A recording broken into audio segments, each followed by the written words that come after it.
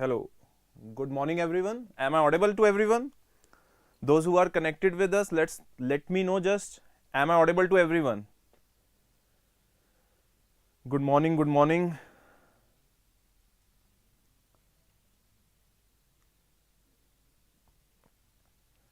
Okay, okay.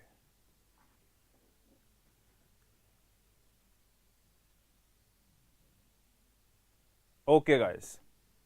I think we are live. Okay, guys. Good morning to everyone. Those who are with us right now. How is everyone? Okay. See, I want to say something that from today onwards on this channel, I would be taking the daily Hindu newspaper analysis. Good morning, good morning. I would be taking the daily Hindu news analysis. So it's gonna be a revamp of the Hindu newspaper analysis that was being done by Varun sir. Now it would be taken up by me. Yes, he's alright. Don't worry about him. Okay. I am very well. How is everyone? Let me introduce myself so that we guys could have a connection with each other because from right today onwards आप लोगों को मेरा ही चेहरा देखना है, ठीक है? But we would make it interesting, right? हम इसको इंटरेस्टिंग तरीके से करेंगे, प्रॉपर तरीके से हिंदू एनालिसिस करेंगे. Okay okay. Good morning everyone. Yes Nandini good morning. Pooja ji good morning. Suraj ji good morning. Okay. So let me introduce myself. My name is Rahul Singla. ठीक है जी. And I am gonna take your Hindu newspaper analysis. किसी का कोई भी doubt हो analysis में आप अपने कमेंट बॉक्स में डाल सकते हैं और हम उसको साथ के साथ रिजॉल्व करने की कोशिश करेंगे. Okay, so we have people from different states. Don't worry, I would try to be more in the English language. I was just about to come to that. Is English okay with everyone? Yes, guys. Just let me know. Is English okay with everyone?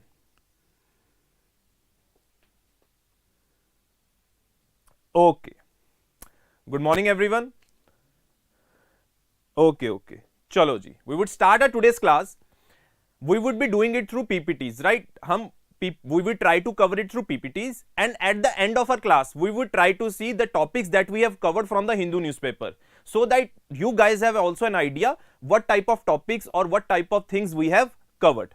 Okay, so we have audience from varied section of our country. Don't worry about that. It's gonna be an interesting and a fun and a mesmerizing session for you guys. I can definitely vouch for that. Okay, so without saying or wasting any other further time, let me start the session for today. First of all,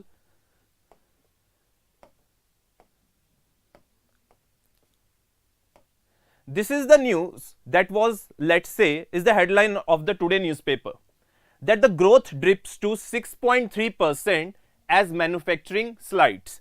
So यहाँ पे अगर यहाँ पे हम बात कर रहे हैं, let's say they are strictly saying that our manufacturing sector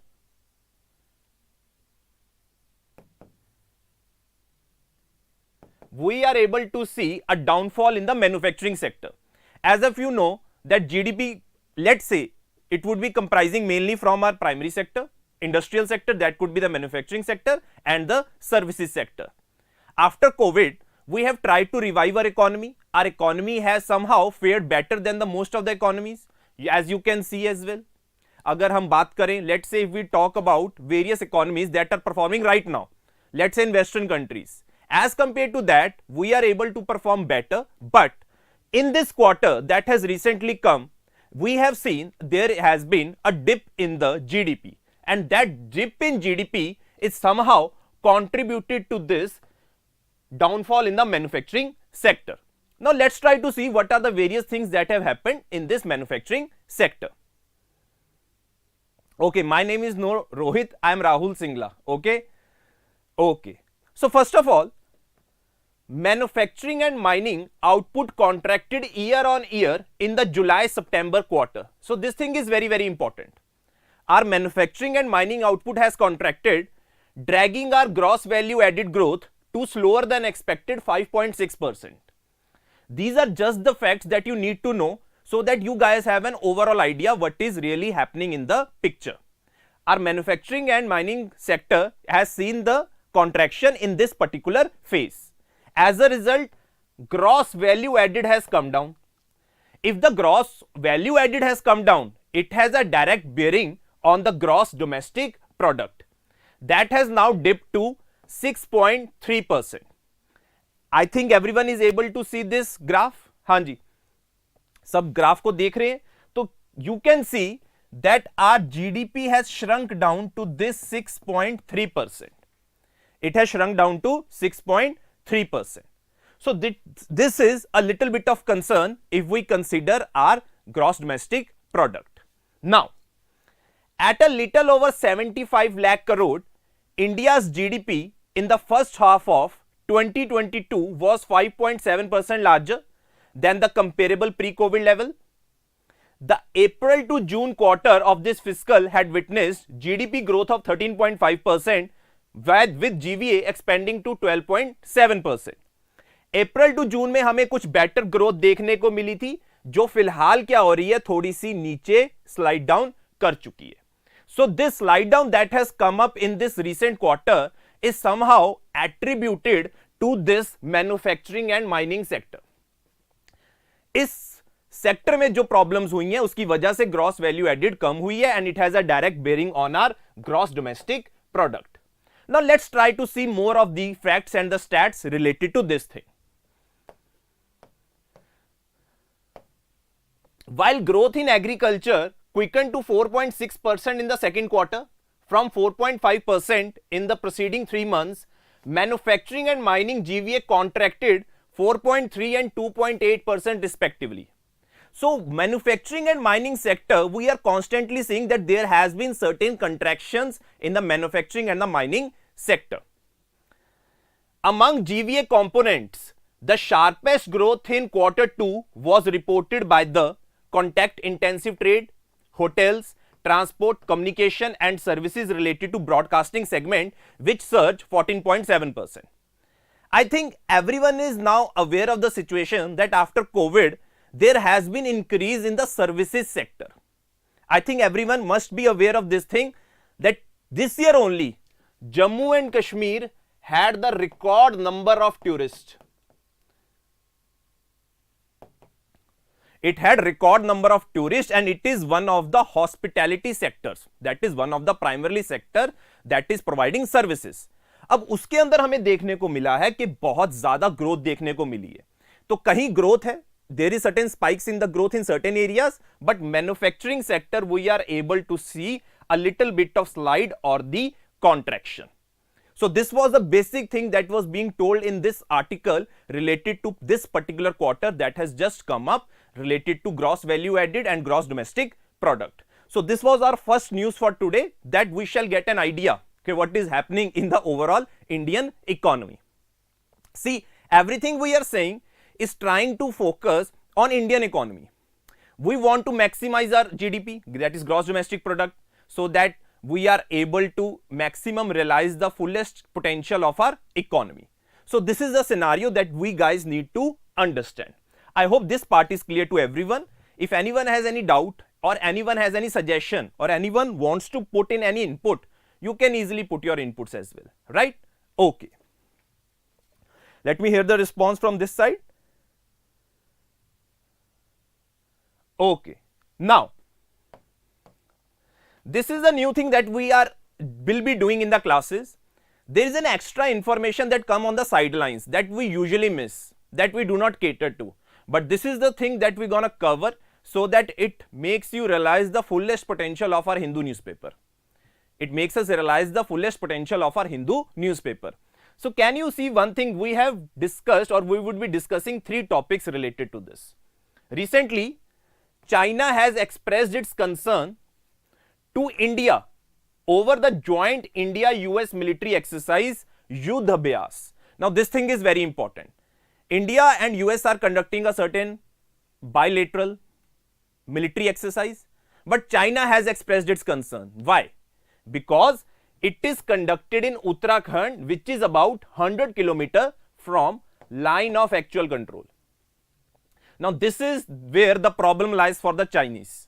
This is where problem lies for the China, because it sees concerns that India and US are getting closer and closer, and USA and China has a history that we know of the let's say who wants to become the superpower, and China wants to lead that scale. China leads to, let's say, wants to be on the top of that let's say pedestal. So as a result, China doesn't want USA to be indulging in exercises with India in certain areas which are so close to line of actual control. As we have seen, we had lot of security, or we could say clashes at the border with China over the past 3 to 4 years. So this is a major, let's say, we could say a recent development that has taken place, that China has fully expressed its concern. China has fully expressed its concern over the joint India-US military exercise, that is Yudh Abhyas, which is being conducted in Uttarakhand. So this is one of the things that has come up, and it is a recent development. They have told it in their let's say regional press, that China, and expressed their concern. Second, flood atlas developed by National Remote Sensing Center, Hyderabad. Now this news is very, very important. As you know that let's say our country, due to climate change, has become, or most of the countries have become prone to floods, have become prone to disasters, right? So in context of this, we need to be aware about the various zones that are basically prone to floods in our country, so that over the period of time we can become flood resilient as well. So in order to map those areas, a certain atlas has been designed, that is flood atlas, which has been developed by National Remote Sensing Center, Hyderabad. I hope this part is clear to everyone. Now, Kerala's man-animal conflict mitigation team selected for Wildlife Trust of India award. Now this is a recent big development. Does anyone know, or anyone has any idea what is Wildlife Trust of India? Anyone? What is Wildlife Trust of India? Is it a government body? It is an, let's say, private body, or it is an NGO? I think you must be covering the current affairs as well, so you must have an idea related to this.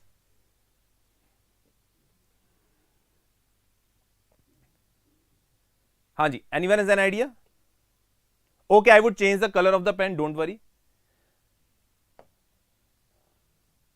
Okay, is this?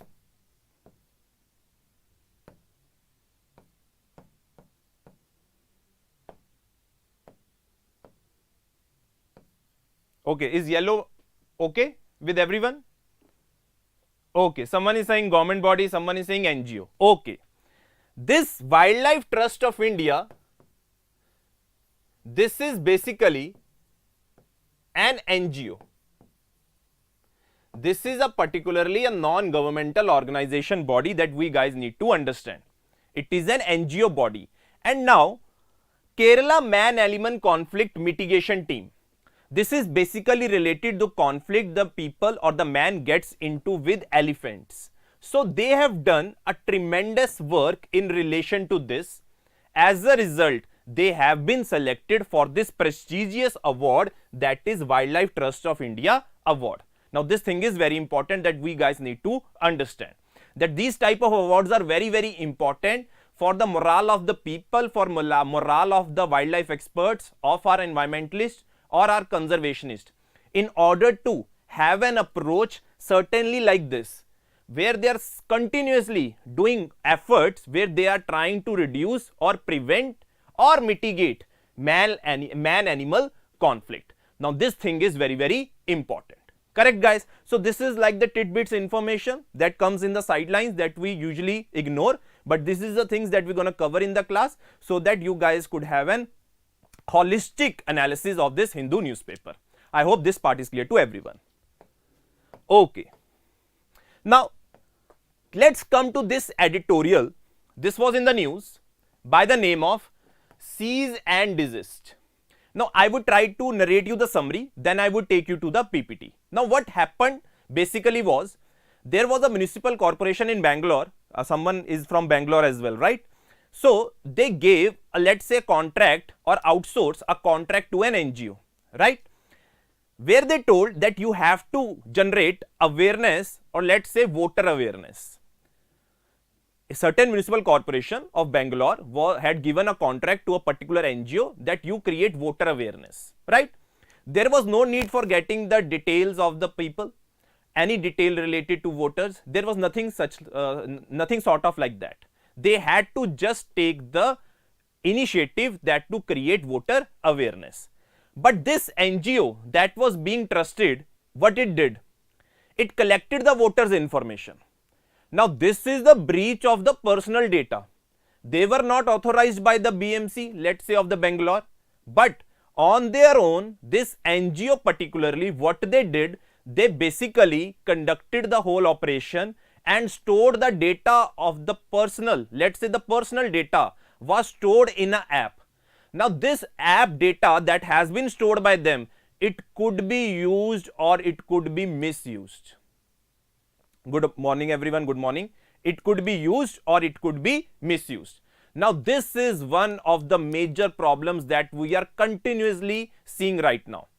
Everything related to our information, our personal information now is such on a public domain that it could be misutilized. It could be let's say used for the wrong purposes. That this is which has particularly happened in this scenario of this Bangalore Municipal Corporation. So sooner or later they have just cancelled the license of this particular NGO because they were not authorized to carry out that particular research that they did, because this data could be used by the political parties. Do you agree with me or not? If I take your data and give it to any political party, they could misuse. They could target specific identities, specific religious communities for their, let's say, voting propaganda, for their upcoming elections, right or wrong? So this thing is very, very serious concern that has come up in this recent scenario of this Bangalore Municipal Corporation. This is not the only case that has happened. There are a lot of incidents of data theft, various incidents of, let's say, privacy of the data where it is being breached. Okay, so this thing is very, very we could say important that we guys need to understand, right? So this thing is very, very important. So what happened over here is, let's try to see the Bruhad Bengaluru Mahanagar Palika decision to cancel permission provided to an NGO, Chilium Educational, Cultural and Rural Development Trust, to conduct a house-to-house survey to enhance voter awareness was a belated but necessary one. The Bengaluru civic body claimed that NGO had violated the conditions which did not allow the collection of voters' identification details. Now this is the thing that they are strictly against, that we did not allow you to collect the voter identification details. Your only purpose was to create the voter awareness. कि किसी का अगर let's say certain voter ID cards अगर वो पुराने हो चुके हैं, they have to be reissued, what shall be the procedure? They had to explain that thing. But what they did was they collected that information, right? Okay, Shilpa, I will tell you also that how to improve vocabulary, don't worry. It is alleged that NGO utilized BBMP identification cards to secure voter data through a door-to-door survey and stored the data in an app created for that purpose. The NGO's brazenness, whereby voters were deceived into believing that the collectors were with BBMP.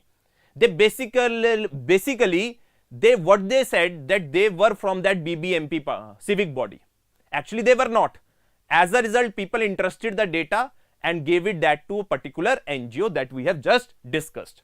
Now, what could be the, let's say, potential misusage that can happen?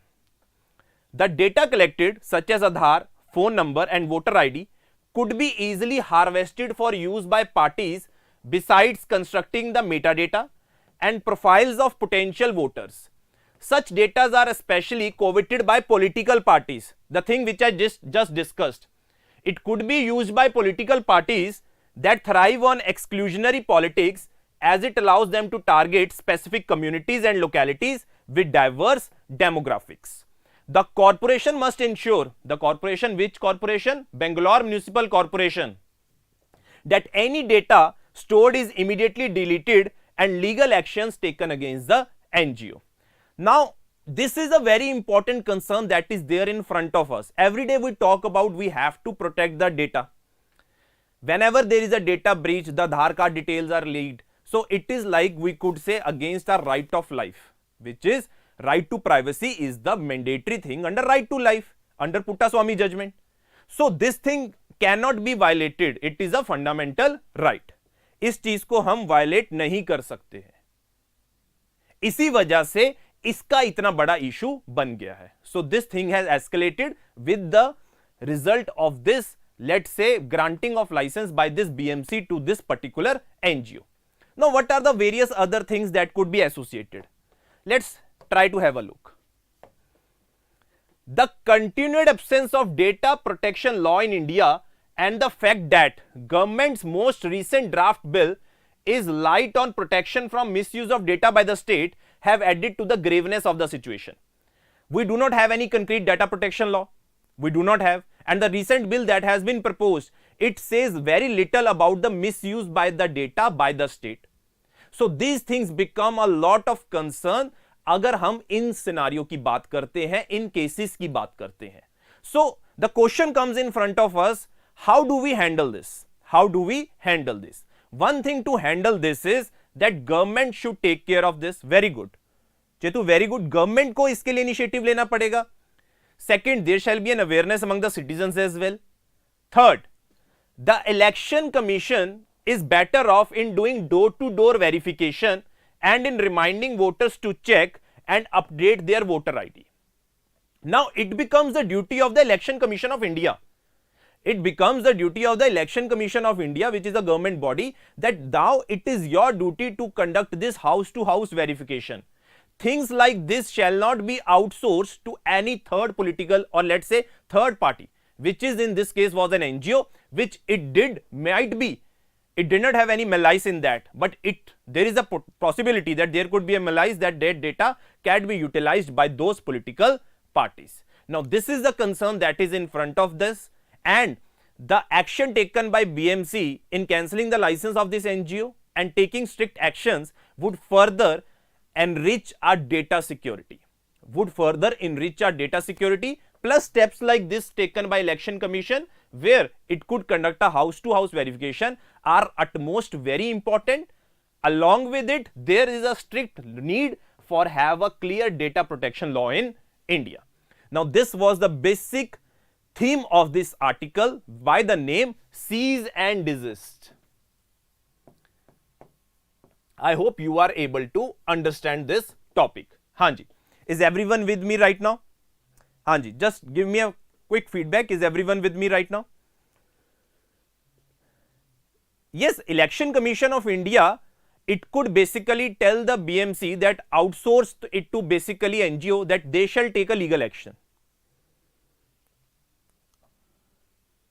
Yes, Election Commission को verify करने का काम करना चाहिए. Election Commission shall be the one that shall be taking the verification and conducting a door-to-door survey. Okay. Okay guys, so this was the first article that was very, very important for today. Let's move to another article. Now this is the problem that is faced by a lot of Indians.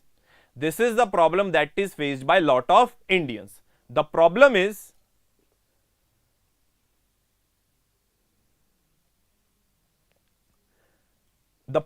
is with this concept of malnutrition. Now everyone must be knowing that this is the thing that is most prevalent in India, that is malnutrition. So this article focuses what is the various data related to malnutrition in the country, how can we address this issue of malnutrition, plus what are the various steps that needs to be taken while addressing or while resolving the problem of malnutrition. Now let's try to understand what are the various facts related to malnutrition, right? Malnutrition exacerbates the magnitude of the public health crisis that we face and is India's most serious challenge and concern. Very, very important. These facts could be used by you in your mains answers. As in National Family Health Survey data, every second Indian woman is anemic. Very, very important. Every third child is stunted. Does everyone know the meaning of stunting and wasting? You can quickly write down in your comment box if you know the meaning. I would tell you in the meanwhile. Every third child is stunted and malnourished, and every fifth child is wasted. According to an FAO Food Security Report for 2021, India ranks 101 out of 116 countries in the Global Hunger Index. If we talk about global hunger index, our rank is 101 out of 116 countries. We are almost at the bottom if we are talking about global hunger index. The picture the Global Nutrition Report paints is a cause for concern. Nothing that stunting among children in India is significantly higher than the Asian average of 21.8%. The problem of stunting and wasting is more prevalent in India if we talk among the Asian countries. Now, stunting is related to less height and wasting is the chances that we are more prone to death. These are two terminologies that you guys need to understand. That stunting is related to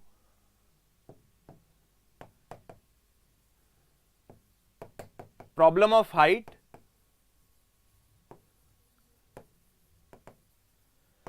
and problem of wasting is related to death concerns, high probability of death.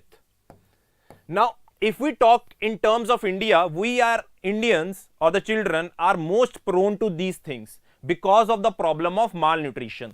That is, our diet is not enriched with the nutrients that we guys are taking. As a result, we are facing these problems. Let's try to focus more on this topic. Now, since 1920s, developed countries and high income countries have successfully tackled the issue of malnutrition through food fortification. Now, the problem we have come to, now the question is how can we resolve this? The question is how can we resolve this? We can resolve this through the problem, through the concept of food fortification. Now, what is food fortification? Food fortification is the process of adding nutrients to the food. Very, very important. जो हम rice and wheat ले रहे हैं, we are trying to put more and more nutrients into the food. How? For instance, rice and wheat are fortified with iron, folic acid and vitamin B12. If you guys check your B12 today, most of you guys or including me would have deficiency of vitamin B12. That is why we are generally saying that I am not feeling good, I am not feeling energetic. Reason being, we are not enriched in our diet with this vitamin, that is vitamin B12. This is a challenge for everyone. You go and check your vitamin B12, there would be a certain deficiency, right? So our diet is not enriched with nutrients. So food fortification is that we have to enrich our diet with these basic nutrients like iron, folic acid and vitamin B12. And we can become salt fortified with iron and iodine. Iodized salt has been in the use for the past few decades.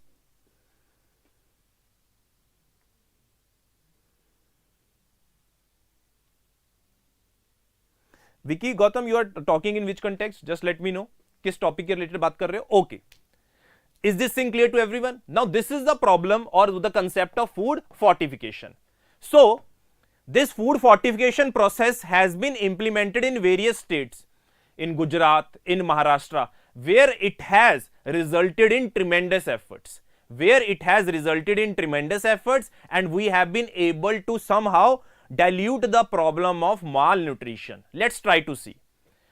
Pilot projects on the distribution of fortified rice have been taken up in select states, including Maharashtra Gadchiroli district, as part of the PDS program for the masses. The program has been a success in terms of preventing cases of anemia. Now, this thing is very, very important. It has prevented us from the cases of anemia. Experiences from different states on the fortified rice project so far tally with the results of global programs that use fortified food as a cost-effective strategy. The encouraging results of the pilot program in Gadchiroli have prompted the proposed large-scale food fortification program, which includes fortified rice in all safety net government schemes. You must be knowing that we are getting rice and wheat under our PDS system, under our National Food Security Act, right? So, this is the little bit of concept that they have tried in a particular district, which has brought tremendous results. Now, the time has come up to use this and implement it on a large scale, where we are distributing fortified rice in the larger parts of the country through our various public distribution schemes. Okay. Now, The study found a promising reduction in the prevalence of anemia among women, adolescent girls and children put together in Gadchiroli district, जो हमने बात करी अभी. In Gujarat, an 8-month-long study on multiple micronutrient fortified rice intervention for school children as a part of the midday meal scheme found increased hemoglobin concentration, 10% reduction in anemia, and more importantly, improved average cognitive scores. Can you see the impact this particular experiments that have been conducted in certain areas in Maharashtra and Gujarat have resulted in? It has increased the cognitive strength of the students, of the children as well. So this thing is very, very important.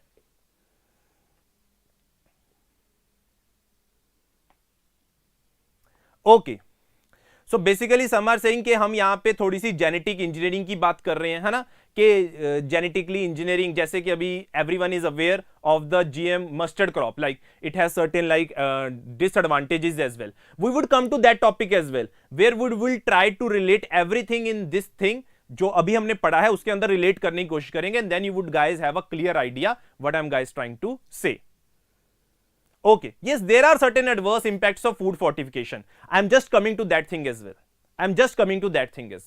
Now, we have seen the success story.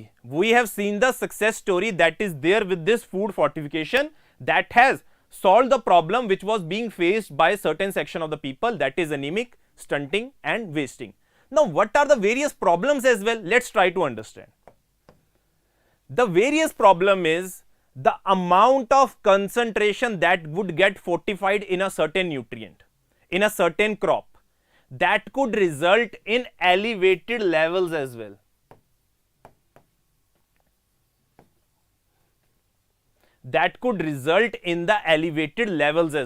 उसके अंदर क्या हो सकता है? Elevated levels हो सकते हैं किसी particular nutrient के, which could have a serious side impact on the overall structure and the, let's say, of the human body. Yes, there is a problem of genetic engineering as well. Yes, there is a problem. Yes, very nice. I am very happy that you guys are participating and trying to put your comments as well. That is very heartening to see. So this is the thing that is there in this article, that yes, food fortification has to be there, but it has to be there with certain precautions. This thing is very, very important. Jharkhand's tribal population suffering from sickle cell anemia and thalassemia, food fortification, according to stalwarts of nutrition, is a cost-effective complementary strategy to address micronutrient deficiency. Thus, given its proven efficacy and cost effectiveness, it can help us in reducing micronutrient deficiency and address overall health benefits. The intervention carried out with precautions. Now, this thing is very, very important that we guys need to understand. The problem is food fortification is the cost-effective method from where we can help or fight the basic problems that we guys are facing. But the need of the hour is that we have to use it with precautions. This thing is very, very important, and this is basically a small study that has come up in Maharashtra and Gujarat. Whether the government would be able to do in the long run in their public distribution schemes is the thing for the future, and we have to see. It is the applicability of the genetically modified crops that we would be seeing in the coming future, maybe not. We have to see then accordingly to it, right?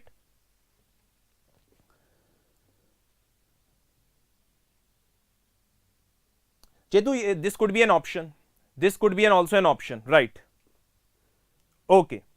Is this clear to everyone? The concept of food fortification, what is food fortification? What are the various issues that have been prevalent in India related to malnutrition as well? And what could be the solution if we talk about food fortification?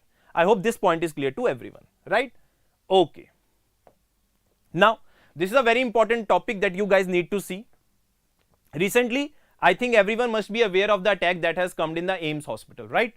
So, it was kind of a ransomware attack. Now, what is this ransomware attack? In this ransomware attack, your certain data that is there might get corrupted through any, let's say, remote link that has been sent to you guys. You might have clicked on that link, and then that stored data would become encrypted.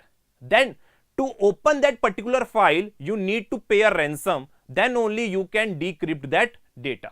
So this was the attack that happened in this AIIMS hospital, that was the ransomware attack. Now it has certain disadvantages as well. It can spread through the network by exploiting existing vulnerabilities. Ransomware attacks can also be accompanied by theft of sensitive data for other sinister motives. So here we can also see that there could be theft of data as well. Now this was a very serious attack that happened basically in this AIIMS hospital. Now what are the various agencies that are in India that deal with these cyber attacks? Now this is very important information. What are the various agencies in India that deal with these particular cyber attacks? In 2004, Computer Emergency Response Team India was set up in 2004, which is a national nodal agency that collects, analyzes, circulates inputs on cyber attacks, issue guidelines, advisory for preventive measures, forecast and issue alerts, and take measures to handle any significant cybersecurity event. It also imparts training to computer system managers, right? The National Cyber Security Coordinator, now this is a different organization. Under the National Security Council Secretariat, coordinates with different agencies at the national level on cybersecurity issues, while the National Critical Information Infrastructure Protection Center has been set up for the protection of national critical information infrastructure. Now these are various agencies that have different role. According to the government, the Cyber Swachhta Kendra or the Botnet Cleaning and Malware Analysis Center has been launched for the detection of malicious software programs and to provide free tools to remove the same, while the National Cyber Coordination Center works on creating awareness about the existing and the potential threats. Now these things are very important. These are the various agencies, these are the various organizations, these are the recent initiatives that have been taken up by in India to set up or deal with the cyber attacks. Okay, I'm just gonna drink water. Then I'm gonna go to the next topic. See, today's age, we see that there is no need for the, let's say, mobilization of war through, let's say, through tanks, through weapons. This is the newest form of attack that has come up. In India, we have recently seen our cyber security infrastructure has been breached a lot frequently. This is because of these malware attacks or these ransomware attacks that have taken across the country. It is not the new thing, but it is the thing that have been consistently, that has been hampering India. It is basically a concern for our internal security as well. It is a concern for our internal security as well. Right, moving to the next topic. Okay, now Supreme Court recently has said that we need to evolve a certain project. Okay,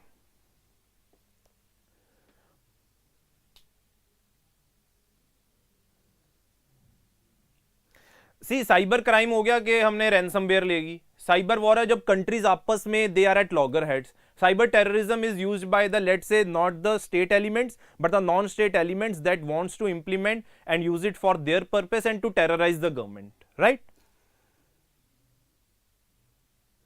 Sarvind, I would tell you that it was a very little bit of information that was given at let's say it's about Yogi Adityanath. He was attending certain conference, regional conference on disaster management, where this was unveiled, right?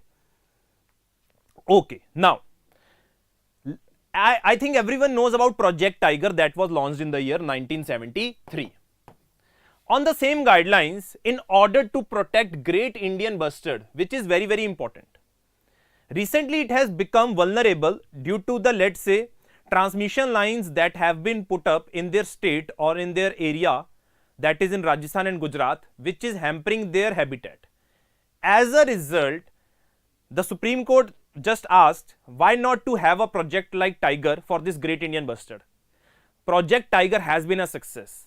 Tiger's population has increased by this Project Tiger that enabled us to form tiger reserves.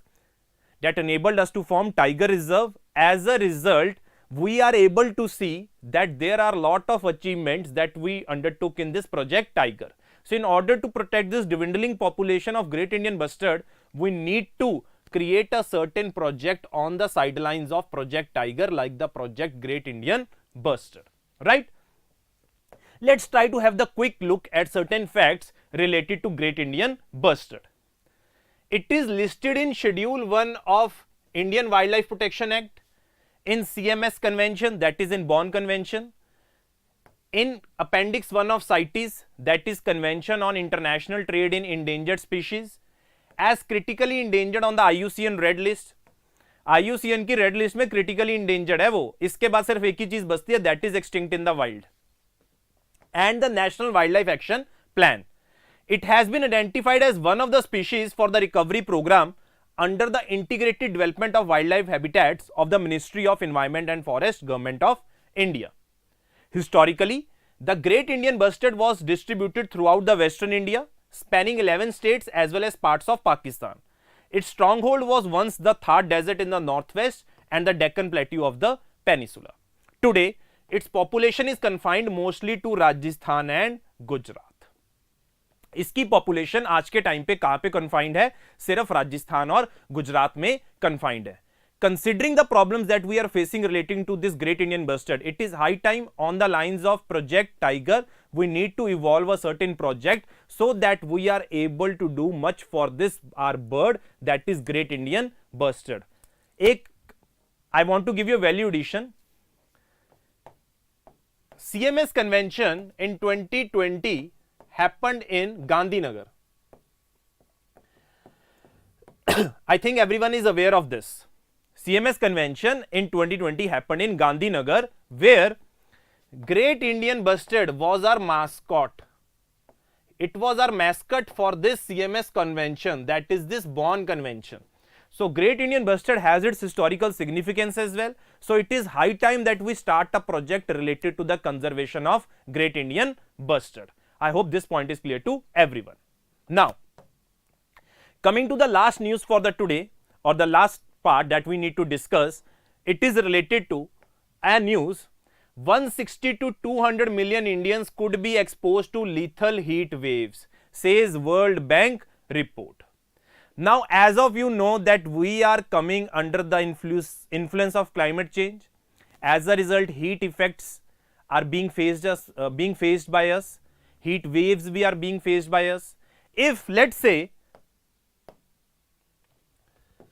we are facing heat waves,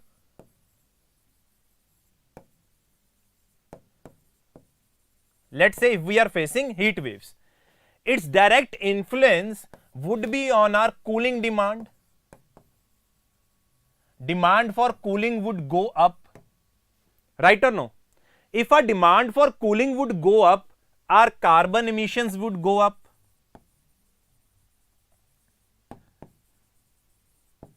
As a result, there would be a certain catastrophe in terms of climate change. Climate change is indirectly influencing our demand for cooling. As a result, carbon emissions would further increase. In order to rectify this, how can we rectify this? India recently launched its first cooling action plan, that is India's cooling action plan. That over the coming period, we have to reduce the cooling demand, that is demand of AC or the demand of the refrigerants. This is the thing that has been proposed under India's cooling action plan. But the heat waves that we are facing, it is going to compound the problem, that it's going to result in more and more demand for this cooling thing. So how can we solve this? So this article says it proposes a roadmap to support New Delhi's India's cooling action plan through new investments in three major sectors: building construction, cold chain and refrigerants. Now this thing is very, very important. It proposed enacting a policy for district cooling. Now this thing is very, very important. These could be the concepts that you can write in your answers as well. Which could lead to the consumption of 20 to 30% less power than most efficient conventional cooling solutions. District cooling technology generates chilled water in a central plant, which is then distributed to buildings via underground insulated pipes. This brings down the cost for providing cooling to the individual buildings. Second, Apart from this, guidelines for implementation of local and city-wide urban cooling measures such as cool roofs in order to reduce the cooling demand should also be considered. India's cooling strategy can help us save lives and the livelihood and reduce carbon emissions. If our roofs would be cool, our cooling demand would be reduced in the seasons where we are facing the heat waves. So these are the two things that have been proposed, that is district cooling, and second one is this cool roof concept, along with to implement India's cooling action plan. Right. So these were the articles that were very important from our examination point of view, from our paper point of view, and this was our Hindu analysis for today.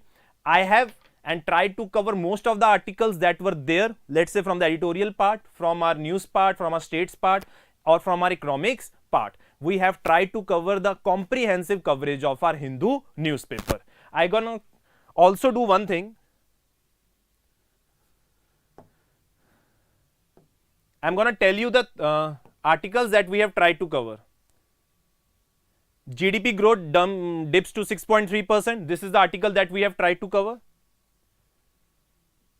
India-US exercise near LAC irks China.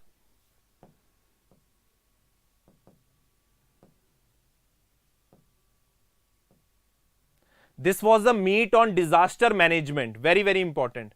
Meet on disaster management, where there was the mention about flood atlas.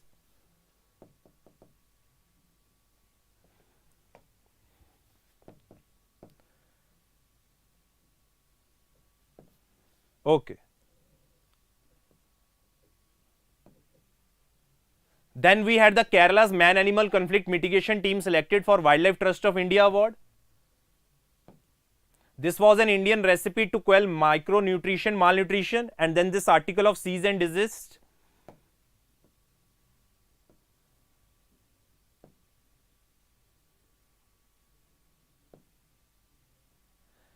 Okay, this Assam-Meghalaya border dispute has been in the news for quite some time. We will come to that as well in the upcoming classes. There would be a lot of articles, right? This we covered ransomware attacks.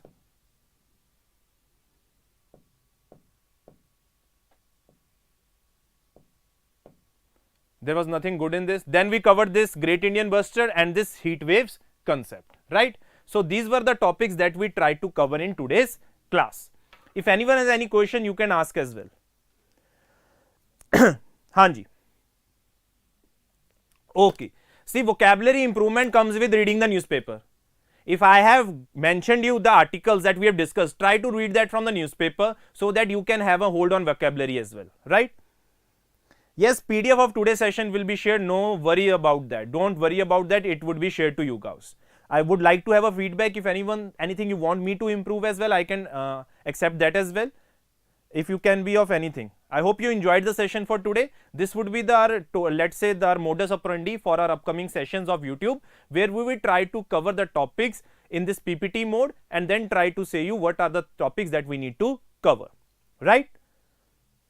Hanji, any other doubt anyone student has, so we can discuss. Thank you, Suvinji. Good analysis. Thank you, ji. Hanji, any other doubt anyone has?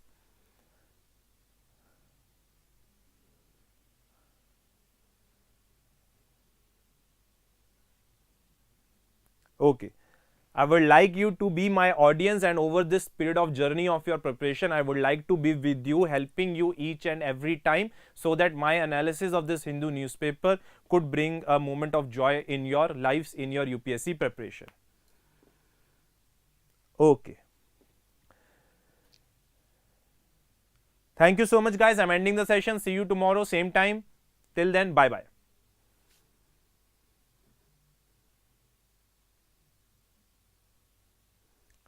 Okay. I would include the thought of the day as well from tomorrow, but I would tell you guys, right? Okay. Thank you so much.